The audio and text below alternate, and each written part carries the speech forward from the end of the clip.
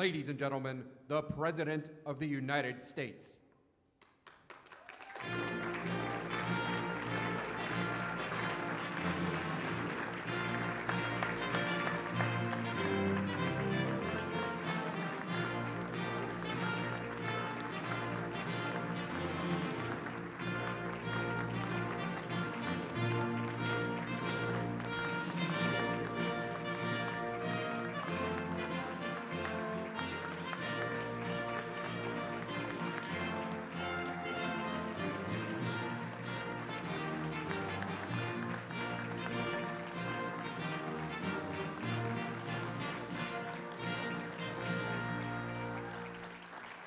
Thank you very much. Please, please. Great occasion. I want to welcome everyone to the White House. We're here today to announce a vital new action that we're taking to help former inmates find a job, live a crime-free life, and succeed beyond their wildest dreams.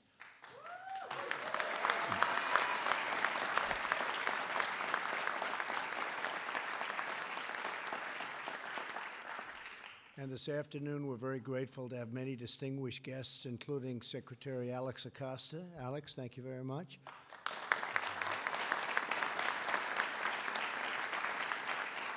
Governor Phil Bryant. Thank you, Phil, very much, very much.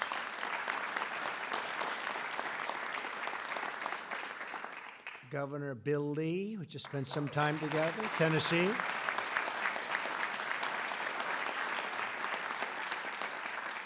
And I have to say, my administration is focused on lifting up all Americans, and that's exactly what we're doing with this. As part of our Working Families agenda, we've expanded apprenticeships and job training. We've delivered historic tax cuts, the biggest ever in the history of our country, and regulatory reform, and we've increased access to affordable health care and child care. So it's been really important. Thank you.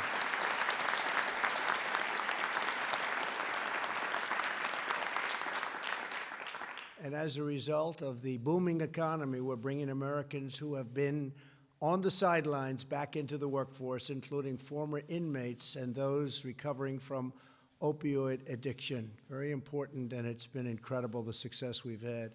Since the election, we've created 6 million new jobs. We've added more than 1 million new jobs in manufacturing, construction, and steel alone, and everyone said that was going to be an impossibility to do, manufacturing jobs.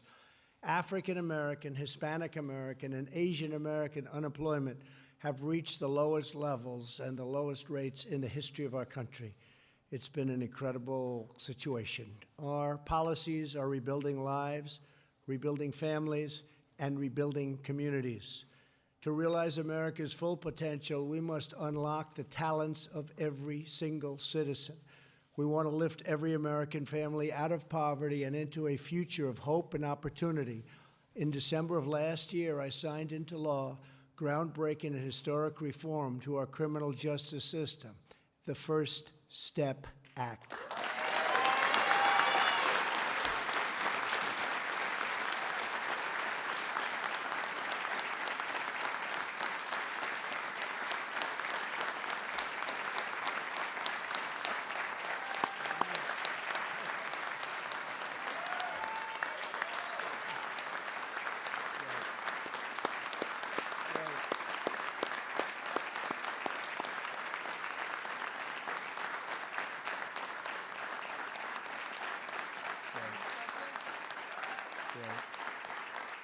That's terrific. Thank you. Thank you very much.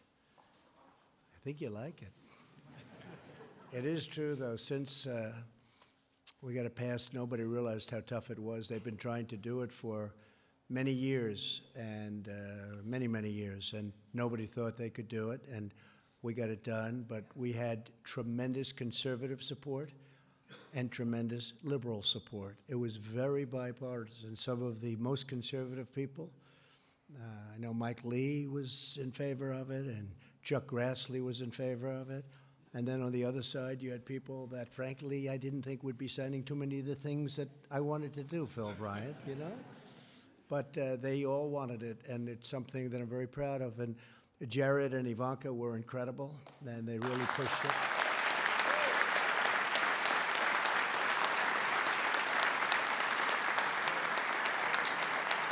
And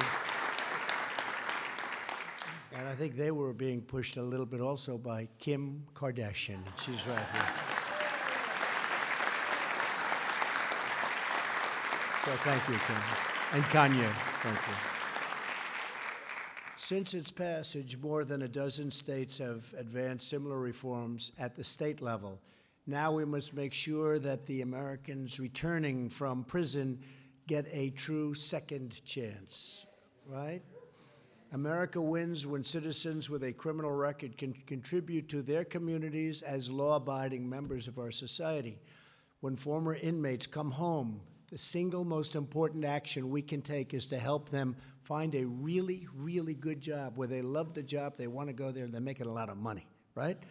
And that's what's happening, and that's because of a lot of reasons, including the people in this room, but it's also because we have a great economy. And some people that wouldn't have normally made that choice, they've made that choice, and they are so happy. I'm talking about employers. They are so happy. They can't even believe it. They've got, one man told me some of the best people that work for him now came out of prison, and these are people that a few years ago he would not have given a chance, and now he considers them among his best people. Too often, former inmates are not considered for jobs, even if they're qualified, rehabilitated, and ready to work, and that's why we're taking crucial steps to encourage business to expand second chance hiring practices.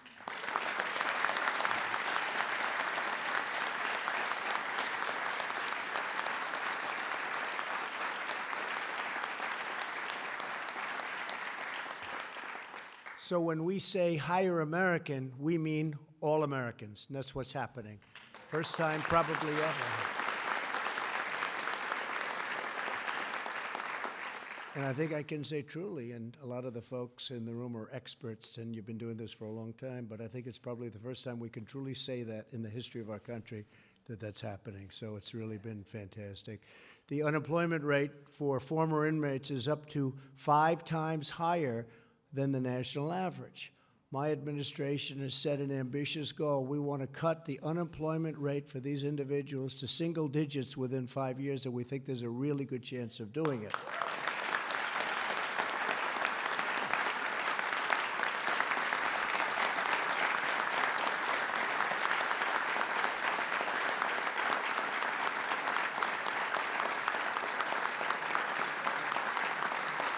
Thank you. Thank you. Second chance hiring is about safer communities, a stronger workforce, and a thriving economy. We believe in the dignity of work and the pride of a paycheck. Here with us today is Johnny Kufas. And I worked in that name because it's spelled a little bit differently. It's spelled a little bit differently than we're supposed to, but I got it right. I think, Johnny, I don't know. Close enough. A lawyer who served time in prison for an alcohol-related accident and now runs a reentry program. He's done incredibly well. He's highly respected in the community. He's a tremendous guy. And John, maybe you could come up and say a few words, please.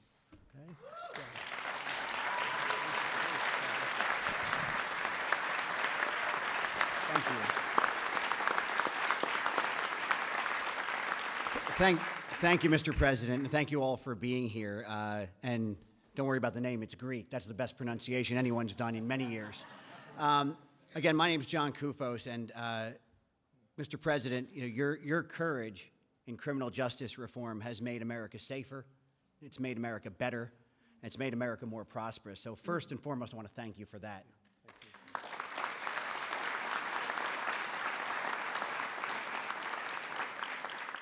We're on June 12th, I think, 2019 today, and in June 12th, 2013, I was in prison. I had hurt someone. My alcoholism,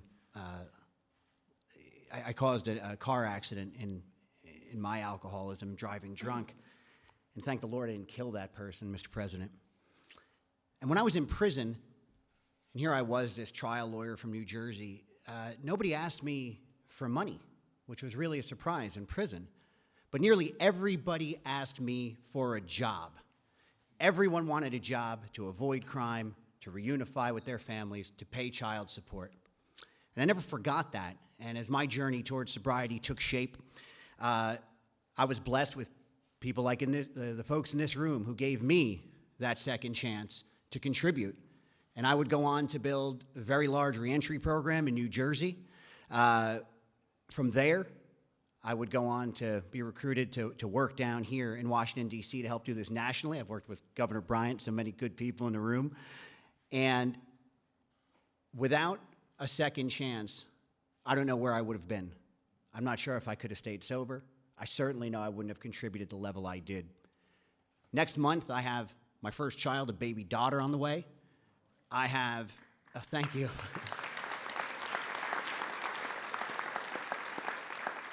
I'm married, and I have the ability to be standing here with you, Mr. President. Thank you for taking on criminal justice reform. Folks, this is the public safety issue of our time.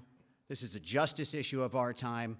This is a civil rights issue of our time. And this is a prosperity issue of our time. And Mr. President, thanks to you, it's all of our time. God bless you.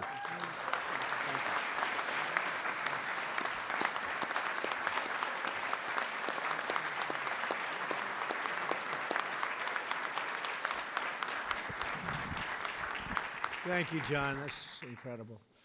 That's an incredible story. And I can't tell you the job he's done. So respected. Across the federal government, we're giving former inmates the resources they need to make the most of their new lease on life. Today, the Federal Bureau of Prisons announced that it will work with employers to help those leaving prison to have a job lined up when they are released, something that pretty much has never happened before. Also, earlier today, the Department of Labor, Alex, that's good. He's done a great job. He's done a good job. Awarded $2 million to states to support fidelity bonds, which underwrite companies that hire former prisoners. We're expanding our Second Chance Pell Grant pilot program to allow individuals to use their time in prison to take college-level classes. That's great. That's great.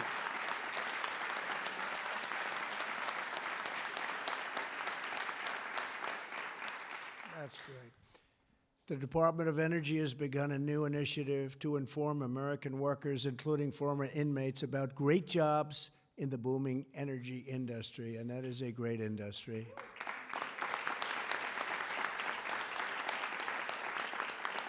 And just in case you didn't hear me say this before, we've now become the #1 energy producer by far in the world. We're topping Saudi Arabia, and we're topping Russia.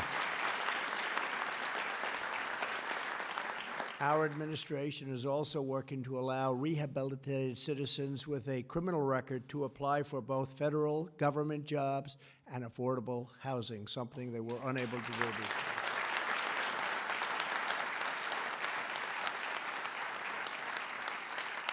Here with us today is Marcus Bullock, who went to prison as a minor in 1996 and now runs a technology company, and he's doing a very good job. Marcus, please come up and say hello. You're here. Thank you.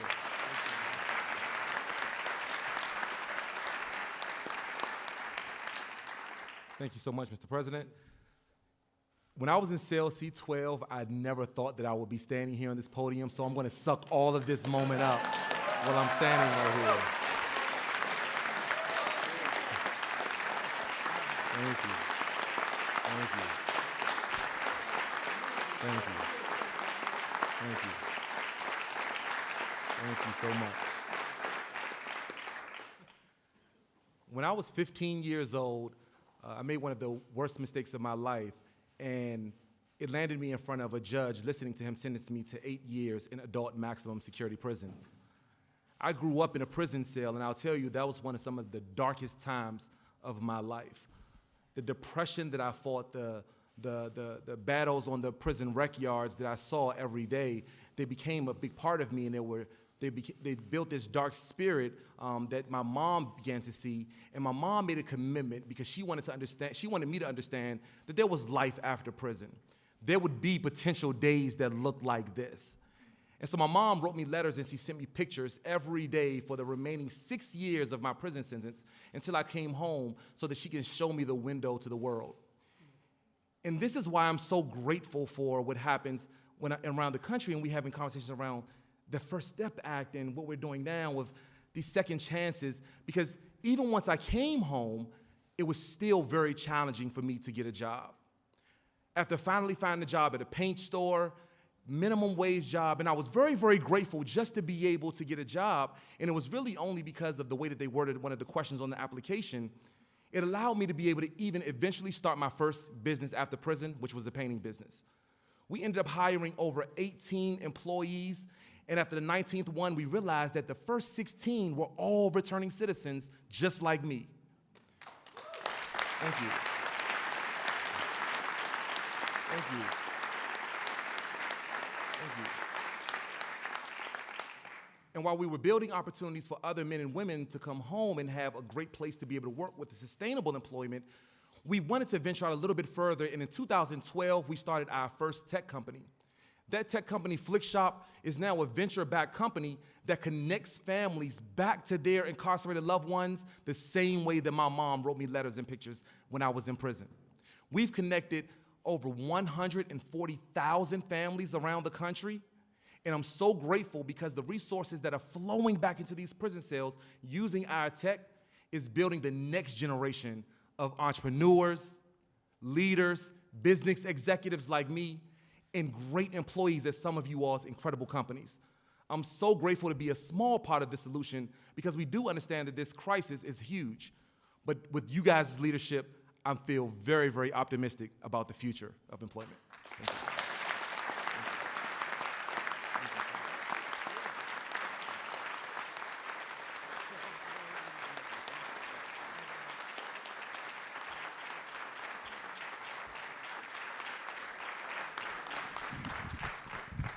And tomorrow, Marcus will be announcing a run for a major public office. Good job. Huh? You guys, great job. Thank you both very much. Really fantastic.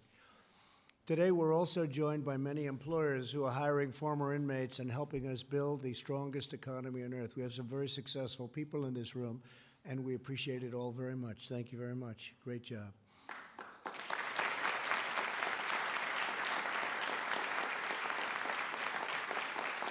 Among the leaders who join us today is Steve Preston, the CEO of Goodwill. Goodwill employs and provides training and other services for more than 100,000 former inmates each and every year. Steve, I want to thank you for the devotion and all that you do for a second chance. Steve? Steve? Yes, Steve. All right. Right. Well, thank you very much, Mr. President, for your leadership in the First Step Act, and for working with Congress to pass this in a bipartisan fashion. That just sounds great, doesn't it? Yeah, it really does. Because we know that it's not an issue of one side of the aisle or the other. It's an issue for the entire country. And now we all get to work together to ensure that we truly give people who are coming back home a real second chance. You know, we all know about high recidivism rates, but it does not have to be that way. I know, because as the President said, last year alone, Goodwill worked with over 100,000 second chance individuals. And with the right kind of support, those recidivism rates plummet, and in their place come high success rates. So we need to provide support for people to get back on their feet, to stabilize their lives, and so importantly, to find meaningful employment, because it's the promise of that job that often cements the path forward to a sustainable life. And the small investment we make to do that has a return many times over, not only financially, which I think any of us could prove out, but certainly in the form of lives that are transformed, both for the individuals and for their families. And it's so important that we remember those families in this process. So thank you again, Mr. President, for all that you are doing to be part of it, to advance this important effort. Thank you guys for your stories. These are, like, there's no better testimony than to see what's happening here. And there are other people around the country that have the same experience if they're given the right chance. Thank you. Thank you. Thank you.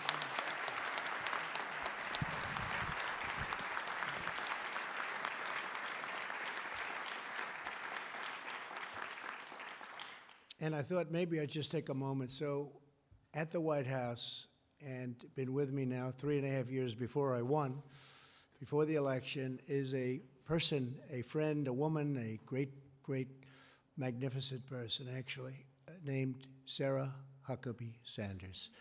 And she's very popular. She's very popular. And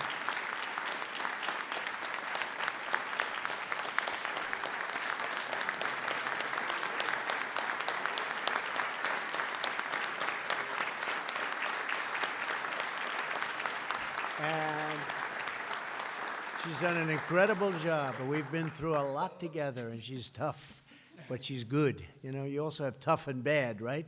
She's tough and she's good. She's great. And she's going to be leaving the service of her country, and she is going to be going, I guess you could say private sector, but I hope she's going to, she comes from a great state, Arkansas. That was a state I won by a lot, so I like it, right? But we love Arkansas, and she's going to be going back to Arkansas with her great family. Her husband is a fantastic guy, and her family. And I don't know, Phil and folks, if we can get her to run for the governor of Arkansas, I think she'll do very well. And I'm trying to get her to do that. But I just saw her in the room, and I really wanted to call her up. She's a special person, a very, very fine woman. She has been so great. She has such heart. She's strong, but with great, great heart. And I want to thank you for an outstanding job. Thank you, sir. And thank you. Come. Thank you, honey. Say a couple of words. Thank you. Thank you so much.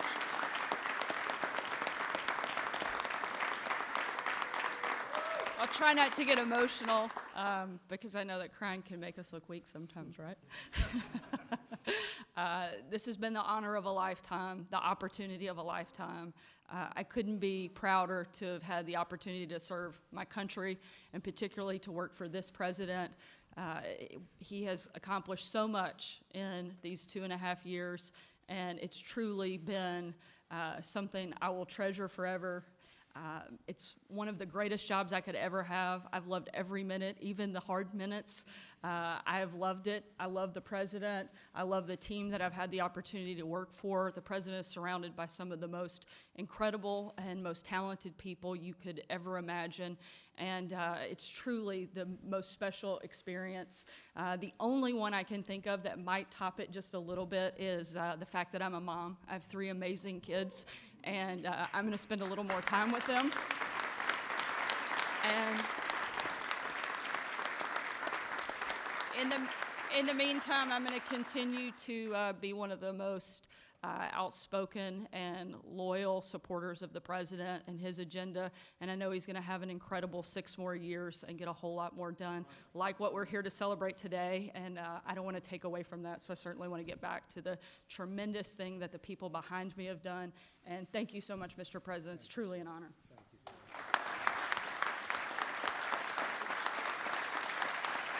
Great.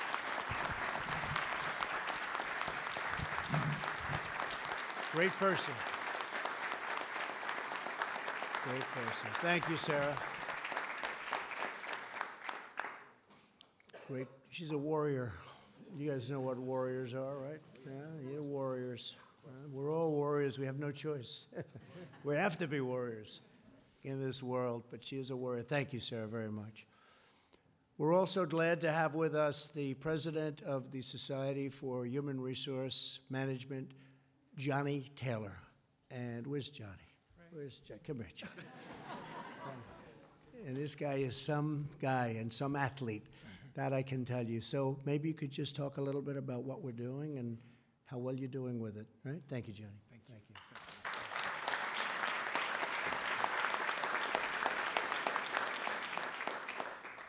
So I vividly remember December 2018, waking up one morning and reading in the newspaper that Congress had passed and the president had signed the First Step Act. I literally did not believe that would ever happen. And I mean, so much so that I got up and said, I can't believe it. Like, he said he'd do it, but I didn't think it would happen. And here we were. And I realized there were so many people who had worked behind the scenes, people like Mark Holden, who's here in the room from Koch Industries.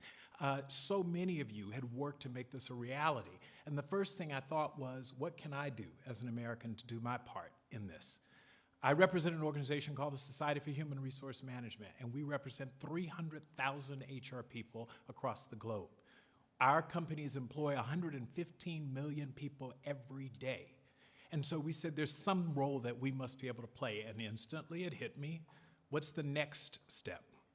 What we know is that once people get out of incarceration, too often they return because they can't find a job. These aren't bad people, they're people who are trying to survive. And we can play a role in that if we can help remove some of the barriers, those barriers that lead to high levels of recidivism. Again, no one wants to go back. And so what we needed to do is figure out how we could play a role, the country's human resources professionals, to remove the barrier of employment. And so we're bringing bad people back into the workplace. So, went back to my team. It was, of course, a week before Christmas. And they said, wait a minute, what? You want me to work over the weekend? I said, yes. Mark Holden and his team, Jenny's in the room. Jenny, thank you, Jenny. We all said we'd work together on the weekend with my chief of staff and our team. We came up with an idea. Over literally a 1-week period, we launched a website called Getting Talent Back to Work. And we got 1,500 employers across this country to immediately sign to join the movement because we needed employers to commit. It wasn't enough to get people out of incarceration. We needed to get them employed. In a very short period of time after announcing it, with Charles Koch, Richard Branson, myself, we had people just signing up. And so now, all of a sudden, Mr. President, your goal of getting that 5 times the number down to single digits, we're going to do it. And the Society for Human Resource Management.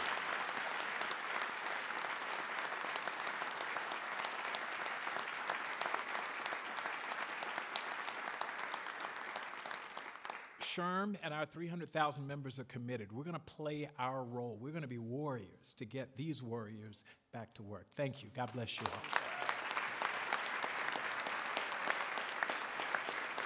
Thank you, Johnny. You'll do it, too. This afternoon, we also have an exciting announcement to ensure former inmates can overcome some of the greatest barriers to employment, including limited access to transportation, which is needed for interviews and for jobs. To make this announcement, I'd like to invite up a very special guest and a powerful advocate for not only justice reform, but just a good person. And I hear she's starting to study law. She's also one of the most successful people in the entertainment business.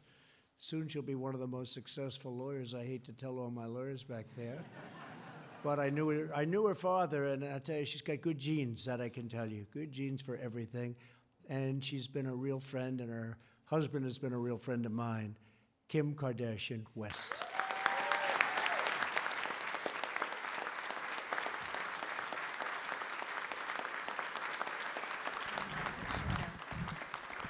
Hi. It really is such an honor to be here today, so thank you. My whole journey with criminal justice reform started about a year ago when I came to see the president after speaking to Ivanka and Jared, who really fought for me to get here. And I pled the case of Alice Johnson, who the president granted clemency to. And after that, I really spent so much time going to different prisons because I really had no connection to anybody on the inside and really just felt like for me, I am at the place in my life that I wanted to make a difference and just wanted to do the right thing, but I didn't know how or what to do or even really what was going on. And so after going to visit so many different prisons and really sitting down with lifers, with every situation you can possibly imagine, my heart just completely opened up and I wanted to do more. So I started to study the law, which is, law school basically in California. And my attorneys are here today, Aaron and Jessica from Cut 50. They, thank you. So the best part of it is I learned so much that I don't even know if, I don't want to speak for anybody in law school, but I learned so much just basically working on memos and being the assistant to them while the First Step Act was happening, and like learning how you get bills passed and working on it from the ground up. So to get the president's support and to see it come to fruition was magic.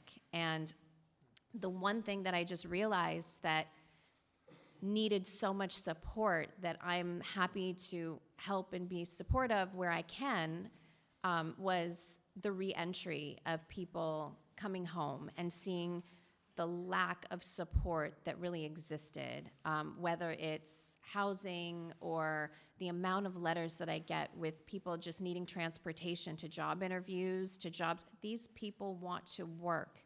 They want the best outcome. And I'm so happy to be here today amongst people that want the same thing and that really believe in supporting their reentry. So I'm so happy to announce today that we have a ride-share partnership where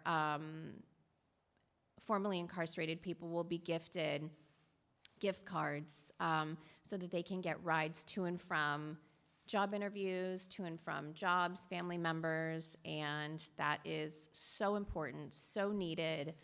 And I just want to thank the president for really standing behind this issue and seeing the compassion that he's had for criminal justice has been really remarkable. So I just want to thank all of the organizations that are, partnering with everything that's going on and really being supportive, because it really does mean a lot to so many people that I've had the pleasure to speak to. And I think the ultimate goal is everyone wants the community to be safe, and the more opportunity we have and that they have and the support that we help give them, the safer everyone will be, and the recidivism rate will be continue to just get lower. And so I'm just thankful to everyone here that's in support and so proud of this partnership with the Rideshare organization. So thank you.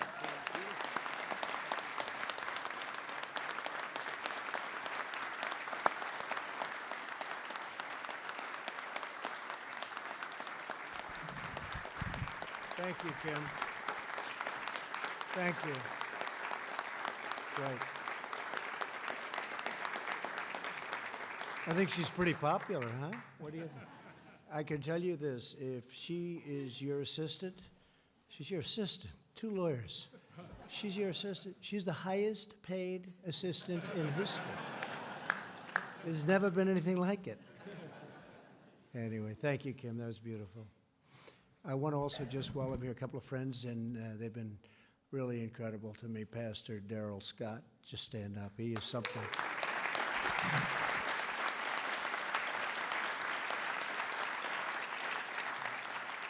He's a religious man, but I watched him on CNN so often, and, I wouldn't say that's the friendliest, and I watched you take apart people like they were nothing. So thank you, Pastor.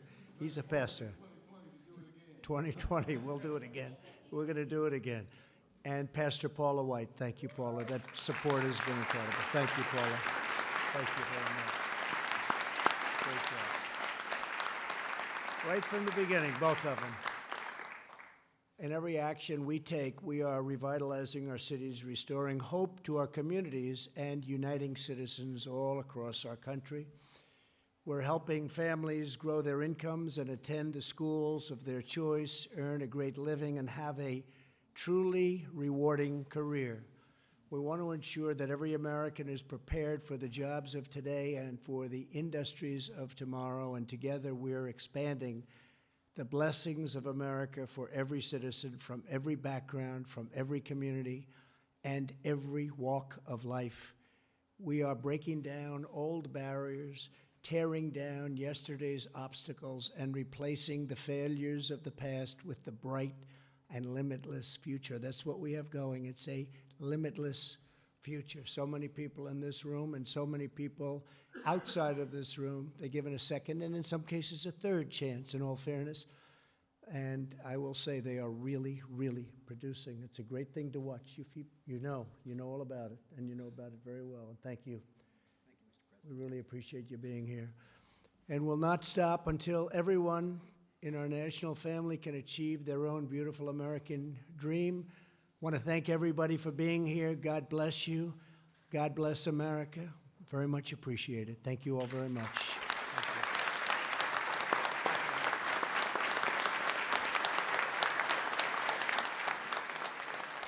Ladies and gentlemen, please remain seated as the President departs the East Room.